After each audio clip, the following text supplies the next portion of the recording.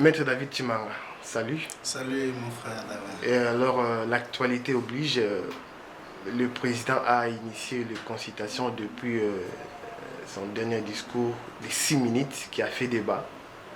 Et les consultations s'est terminées. Et d'abord, parlant de ces consultations, est-ce que on peut déjà d'emblée avoir votre réaction avec tout l'engouement qui a été, mais sauf la MOUCA et les FCC. Qu'est-ce que vous avez à dire sur ça? D'abord, j'aimerais vous remercier pour l'invitation. Ça a toujours été un plaisir pour nous de répondre à vos invitations et surtout à votre chaîne que je félicite de par le travail que vous abattez. Merci. Concernant les consultations, vous savez, ce discours du président de la République, le discours dénommé de 6 minutes, a fait revivre toute la nation congolaise. Il y avait un désespoir. Il y avait un désespoir qui se lisait dans les visages de tout Congolais. Je dis bien tout Congolais, dans la majorité. Il y avait un désespoir parce que les choses n'avançaient pas comme elles devaient l'être. On sentait qu'il y avait des blocages à un certain niveau. On sentait qu'il y avait des crises. On le sent. Parce que, mettons, quand les ordonnances du chef de l'État doivent prendre plus d'une année pour être exécutées, en l'occurrence, les ordonnances de SNCC, la GECAMIN et autres, est-ce qu'on peut justifier ça comment? Quand vous voyez le président de la République nommer les hauts magistrats, les hauts officiers de l'armée, vous sentez qu'il y a une certaine classe qui s'élève pour dire non, le président de la République a violé la Constitution. Les pouvoirs qui lui sont reconnus par la Constitution. Mais le FCC a donné des arguments pour dire que le président a bel et bien violé la Constitution. Mais écoutez. Vous savez, la Constitution, on peut l'interpréter dans un sens comme dans un autre. Aujourd'hui, si l'on pose la question au FCC, Kabila a fait 2 ans de plus de mandat, il l'a fait comment? Mais pourquoi prendre des mauvais exemples? Non, je ne prends pas les mauvais exemples. Ce sont des questions que nous posons. Félix Tshisekedi, le président de la République, n'a jamais violé la Constitution en ce qui concerne les nominations. Tant par rapport à l'intérim de Ilou Kamba, tant par rapport aux 2 autres ministres des secteurs de la justice et de l'armée, qui n'étaient pas... L'un a été suspendu, était démissionnaire, et l'autre était en mission avec le Premier ministre. L'intérim, c'est vrai que peut-être qu'on n'aura pas le temps. J'ai eu, n'est-ce pas, à mettre KO les différents intervenants du FCC qui se sont retrouvés en face de moi dans un débat autour de ça. Cet intérim est constitutionnel. Il n'est pas un intérim administratif ou un directeur. Non, le gouvernement est une institution collégiale, à la différence de la présidence de la République. Mais le Premier ministre était juste ici en RDC. Non mais écoutez-moi. Est-ce à ce moment-là qui devait suivre l'autre? C'est le président de la République qui devait aller vers le Premier ministre, ou c'est le Premier ministre qui devait contresigner avec le président de la République? Écoutez, nous parlons du président de la République, le garant de la nation. Lisez l'article 79 de la Constitution, vous comprendrez ce qu'il est. C'est le seul à engager la République démocratique du Congo. Et le président de la République, il y avait une urgence, il y avait des nécessités, et c'est lui qui assumait l'intérim direct, c'est lui à qui l'intérim est confié par la Constitution, pas par un individu, pas désigné. Mais la Constitution le désigne d'office comme intérimaire, c'était Gilbert Nkonde. Mais le cas maintenant est tout autre parce qu'on parle de l'accord FCC-CACH qui lui aussi fait partie de cette histoire-là, de la politique aujourd'hui. Non, vous savez, ce sont des faits. Les contraintes des premiers ministres sont très importants. Ce sont des faits privés. Ce sont des accords entre regroupements politiques, je précise, entre regroupements politiques, parce que ni les FCC ni les CACH n'ont pas participé aux élections. C'est à tort aujourd'hui que l'on dise que FCC a dit, FCC... Non! Les FCC ne peut rien dire parce que les deux structures, et les FCC et les CACH n'ont pas de personnalité juridique. Mais l'ordonnance du président de la République cite bien cet accord-là. Non mais écoutez. L'ordonnance normale du Premier ministre cite l'accord. Effectivement. Ce qui n'est pas aussi une mauvaise chose. Ce qui n'est pas une violation de la loi. Mais ne pas appliquer cet accord n'a rien à voir, rien à voir avec la violation de la Constitution. Rien à voir. Et donc, il fallait quand même faire ça. En ce qui concerne les consultations, le président de la République l'a dit qu'il était bloqué. N'est-ce pas? Et par rapport à son cheval de bataille, c'est qu'il poursuivait comme objectif primordial, principal, l'état de droit, une justice réellement indépendante, la vie sociale. Il a vu qu'il y avait des choses qui ne marchaient pas. Et il fallait à un certain moment dire non, il faut voir où situer les problèmes et trouver la solution. C'est comme ça qu'effectivement, il en a appelé aux consultations. Lorsque le président de la République a appelé aux consultations, je suis surpris, sidéré aujourd'hui, d'entendre le FCC, le Lamouka dire que voilà, ce sont des musiciens qui sont partis, ce sont des comédiens. Ils ne sont pas moins congolais que vous et nous. C'est pas parce que nous avons l'opportunité de parler, de passer, d'être députés, élus dans les conditions que nous connaissons, que nous devons les penser qu'ils ne valent rien. Ils représentent quelque chose dans cette société. Combien sont passés députés derrière Bassa Issa Iwana, derrière tous ces comédiens? Aujourd'hui, on pense que ce sont des va-nu-pieds, des rien du tout. Moi, je suis déjà député. Ce sont des faux arguments. Et le président de la République n'avait pas dit qu'il allait consulter les sénateurs, les députés, les ceci, les machins. Non. Les couches les plus représentatives de la société. Je ne sais pas si les gens avaient des oreilles pour entendre quoi. Le président a parlé des couches les plus représentatives de la société. Même s'il fallait aller chercher, comme on a cherché des invalides, comme on a cherché, même s'il fallait aller chercher je ne sais qui, s'ils sont représentatifs dans la société, le président de la République pouvait recourir à eux. Et vous avez vu l'engouement. Vous avez vu l'engouement. Ce n'est pas parce que les députés FCC ne sont pas venus, que ceux-là ne sont pas venus, que cela enlève le caractère des consultations nationales. Et effectivement, le président a atteint les objectifs que lui poursuivait.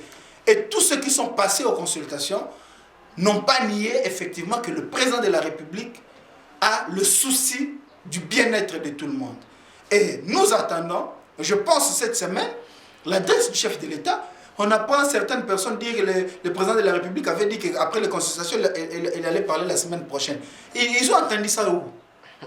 Les gens doivent écouter, doivent enlever la passion pour écouter, saisir le message. Je reviendrai à vous, c'est au futur. Il peut revenir après 1, 2, 3 semaines selon son agenda, mais il va revenir. Nous pensons que ça peut avoir lieu cette semaine. Même si cela n'a pas lieu cette semaine, nous attendons que le président revienne à nous pour nous dire les décisions par lui prises. Ce ne sont pas les décisions du CACH, du FCC, les décisions prises par le président de la République pour la bonne gouvernance de ce pays. Mais pas plus tard qu'hier, le FCC a clamé tout avec plusieurs députés, puis les temps, c'est derrière ce qu'ils ont dit, qui réaffirment leur engagement à FCC aussi à leur autorité morale. Et le président, est-ce qu'il va avoir la majorité qu'il attend? Oui, écoutez. La politique, c'est pas ça. Ça, c'est les débats des rues. Et moi, quand je suis certaines personnes passées à la télévision, je me pose la question, bon, effectivement, la télé a donné la possibilité à tout le monde, n'est-ce pas, de dire ce qu'ils peuvent dire. Le président de la République a plusieurs manches dans ses trousses. Que les gens retiennent ça. Il va débaucher alors. Le président de la République a plusieurs manches. On n'a même pas besoin de débauchage. Le président de la République peut dissoudre cette assemblée.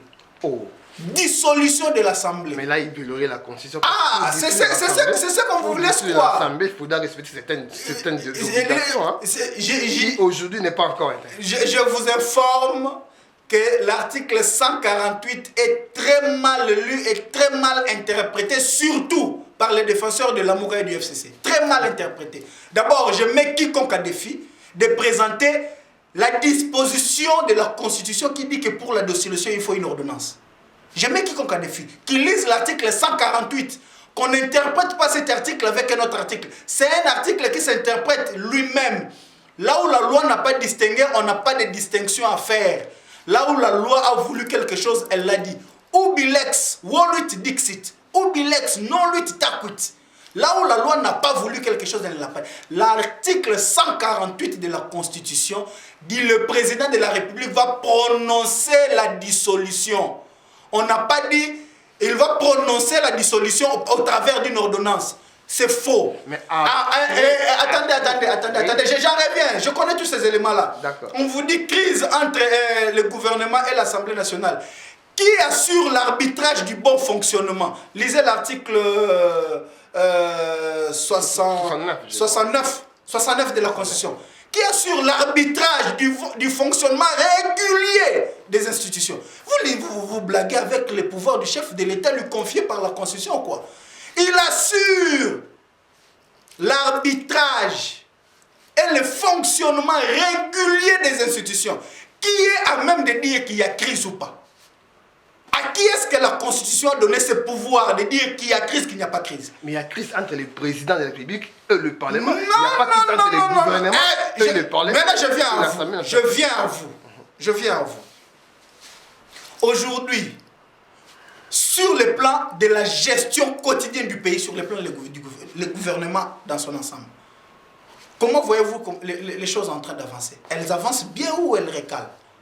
C'est à vous de voir. Ok, merci. Moi, je vous dis que les choses n'avancent pas bien. Et je vous rappelle, combien de propositions de loi ont été faites là à l'Assemblée nationale sur l'agriculture, pour l'avancement du pays, et toutes ces propositions de loi n'ont même pas été inscrites à l'ordre du jour. Vous savez, celui qui évalue les degrés de la crise, c'est le chef de l'État. Si dans son intime conviction, si au fond de lui, il estime qu'il y a crise, qui empêche le fonctionnement régulier des institutions, il n'a qu'à consulter. Il n'a qu'à voir les avis, je précise bien, les avis du président, du président de l'Assemblée, de la présidence nationale et d'abord du Parlement et du gouvernement. Les avis, qu'ils disent qu'il n'y a pas crise, qu'ils disent qu'il y a crise, ce sont des simples avis. La dernière décision revient au président de la République. Qu'il cherche comment revoir cette constitution pour enlever au président de la République le pouvoir qui lui sont conférés. Donc, sur cette question, le président de la République peut dissoudre l'Assemblée nationale et il n'y aura aucune violation. Ceux qui estimeront qu'il y a violation, effectivement, nous sommes dans un état de droit. Ils n'ont qu'à saisir la Cour constitutionnelle. Comme ça la Cour constitutionnelle va répondre en disant s'il y a eu violation de la Constitution ou pas. Une cour que vous avez tripotée. Non, écoutez. À votre faveur. Vous savez, les gens sont en train de paniquer. Parce qu'ils connaissent leur modus operandi. Ils connaissent comment ils ont toujours procédé. Et ils connaissent là où ils avaient verrouillé. Et l'on est en train de déboulonner. Et c'est ça qui fait en sorte que vous voyez cette agitation. Le président de la République n'a violé aucune loi. Même en ce qui concerne la permutation des juges constitutionnels. Il n'a violé aucune disposition. Parce que ces juges ont commencé par le Conseil supérieur de la magistrature. Ces juges-là, Ouboulou et l'autre, ce sont des magistrats de carrière. Et ils sont dans la liste des magistrats proposés par le Conseil supérieur de la magistrature. Et que donc, si ils sont venus et que le président les renvoie là-bas, il n'y a aucune violation. Mais maître, d'après vous, pour essayer de passer un peu sur ce dossier, d'après vous, je sais que vous n'êtes pas dans les secrets du président de la République, qu'est-ce que le président de la République va dire à la nation dans ce discours très entendu? Mais ce qu'il va dire, il l'a dit dans le discours de 6 minutes. Il a dit son cheval de bataille. Il a dit ce qu'il attend faire de ce pays. Et parce qu'il est empêché, il doit consulter pour permettre maintenant d'avoir les avis de tout le monde. C'est à l'issue des avis. Parce que j'ai aimé la sagesse de M. Moïse Katumbi. Lorsqu'on lui a posé la question de savoir s'il pouvait dire quel a été l'objet, la nature de leur entretien avec le président de la République, il dit non. Nous laissons la primeur à celui qui a consulté de vous révéler ce dont on a parlé. Ce n'est pas nous autres ici qui avons été consultés. J'ai suivi beaucoup de bavards. beaucoup de bavards, je ne veux pas citer des noms, peut-être parce que je vais vexer certaines personnes. J'ai suivi des bavards qui sont, après avoir été consultés, ils ont commencé à dire non, j'ai aimé la sagesse. Moïse Katumbi, c'est un bon politicien. On n'a pas à faire des discours. Parce qu'il est d'accord avec vous aujourd'hui. Parce qu'il faut toujours se souvenir qu'il est toujours de la Mouka. Non, mais écoutez, la Mouka existe encore. En réalité, soit dit entre nous, la Mouka existe encore. Non, mais écoutez, la Mouka existe encore. La Mouka, c'était un regroupement politique. Pour des raisons, ils ont mis ensemble des plateformes électorales des partis politiques.